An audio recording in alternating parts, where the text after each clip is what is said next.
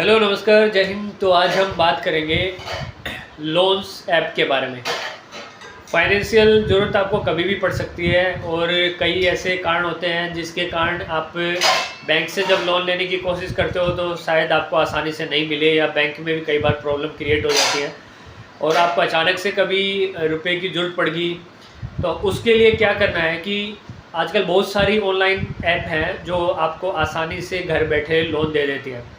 अभी इसका जो इंटरेस्ट रेट होता है, हालांकि बैंक में जो इंटरेस्ट होता है, जैसे अमूमन क्या होता है, पर्सनल लोन जब हम लेते हैं तो 13 से 14% इंटरेस्ट रेट के साथ बैंक हमें लोन दे देते हैं।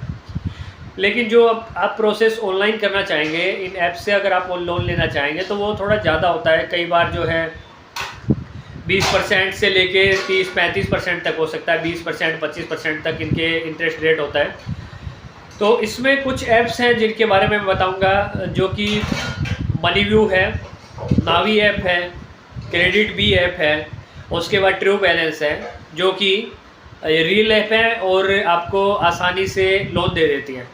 अभी ये डिपेंड करता है, अगर आप सैलरीड पर्सन है तो आपके चांस ज़्यादा होते हैं। अगर आप सैलरीड पर्सन है तो आपको आसानी से वो ज़्यादा लोन दे देते हैं, और अगर नहीं है तो उस कंडीशन में क्या करते हैं कि आपको कम अमाउंट का लोन देते हैं। मान लो आप सैलरीड नहीं है, होम वर्कर हैं, या कोई छोटा मोटा अपना काम बिजनेस करते हैं, तो आपको क्या है, शुरुआत से छोटा अमाउंट का लोन देते हैं, और अगर आप उसे टाइमली पेड करते हैं तो उस कंडीशन में क्या करते हैं, वो आपके अमाउंट को धीरे धीरे बढ़ाते रहते हैं। मान लो आपने एक बार लोन ले लिया, लोन लेने के बाद आपने अगर उसका टाइमली पेमेंट कर दिया जो उसकी EMI है, तो उसके बाद वो आपको जो नेक्स्ट टाइम जो लोन का अमाउंट होगा वो बढ़ा के देंगे। जैसे फर्स्ट टाइम आपको मान लो 20,000 रुपये का लोन दिया था, तो 20,000 के बाद में जो नेक्स्ट लोन अमाउंट होगा वो आपको 30,000 40,000 ऐसे कुछ धीरे धीरे लिमिट बढ़ा देंगे नेक्स्ट लोन का। अगर जैसे आप बड़ा पेमेंट अगर टाइम भी कर देते हो तो उसके बाद में फिर आपको ज़्यादा अमाउंट जो है उसका लोन का मिल जाता है।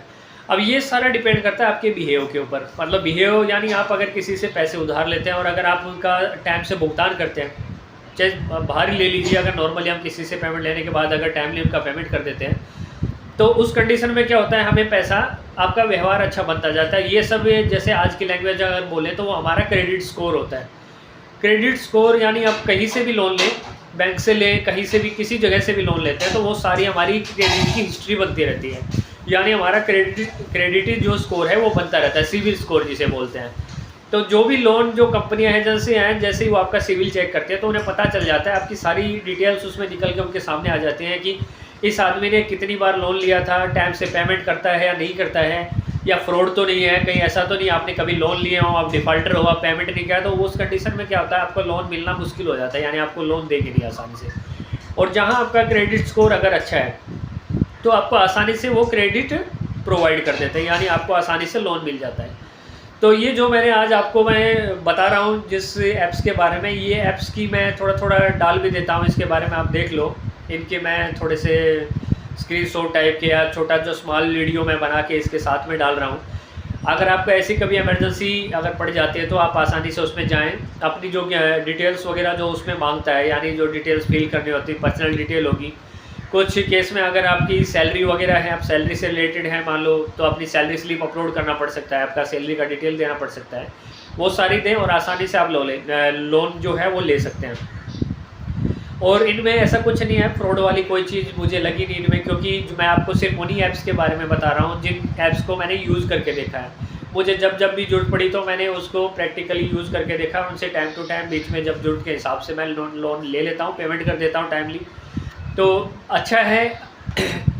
अगर आप चाहते हो कि आपको ज़्यादा रिक्वायरमेंट है और आप सैलरीड पर्सन हैं, आप बैंक से लोन लेने के इच्छुक हैं, तो बैंक से ले लीजिए।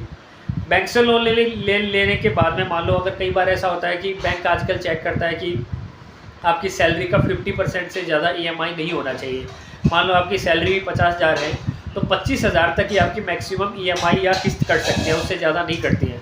उस कंडीशन में क्या होता है कि अगर आपको ज़्यादा कहीं अगर फिर से जरूरत पड़ गई, आपने लोन लिया था और EMI इतना कट रहा है आपका, फिर से कहीं जरूरत पड़ गई 50-60,000 लाख 2 लाख रुपए की, तो आप इनसे ये जो थर्ड पार्टी ऐप वगैरह हैं, जो ऑनलाइन ऐप हैं, इनसे ले सकते हैं।